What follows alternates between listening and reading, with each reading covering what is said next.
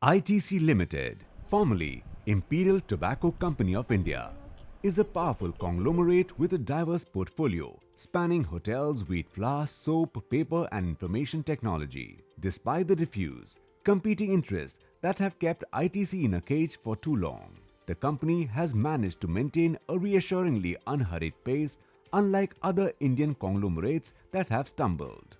Under the leadership of Chairman Sanjeev Puri, ITC has focused on the long-term sustainability of its existing portfolio rather than embarking on a fresh empire-building spree.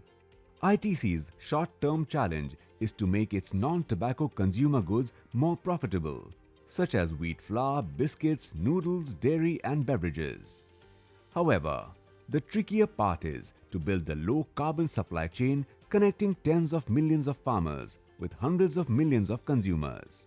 Nevertheless, ITC's agriculture division boasts a 24% return on assets, which could push against the 30% mark once the new spice processing factory in Guntur, Andhra Pradesh, and the upcoming medicinal nicotine export unit in Mysuru, Karnataka start paying off.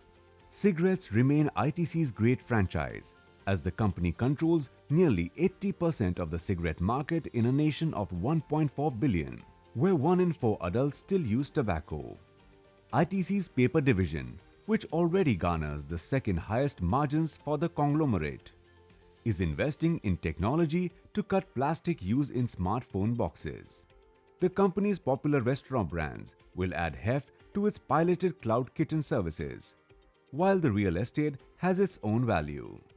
ITC's hotel buildings are the first 12 in the world to be certified as net zero carbon by the US Green Building Council, making them a potential candidate for hiving off into an investment trust that may attract interest from institutional investors who won't go near tobacco companies.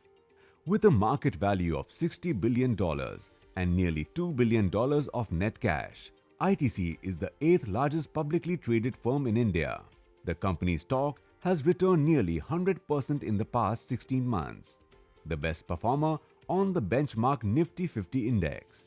However, ITC's sweet spot won't last forever, as even in a nation where 1 in 4 adults still use tobacco, the smoking habit must ultimately fade into the sunset. To stay around and compete, ITC must live the unit's 9% return on assets and face new competition in general trade from Ambani. Nevertheless, ITC's agriculture division provides a natural outlet for its other big bet agriculture.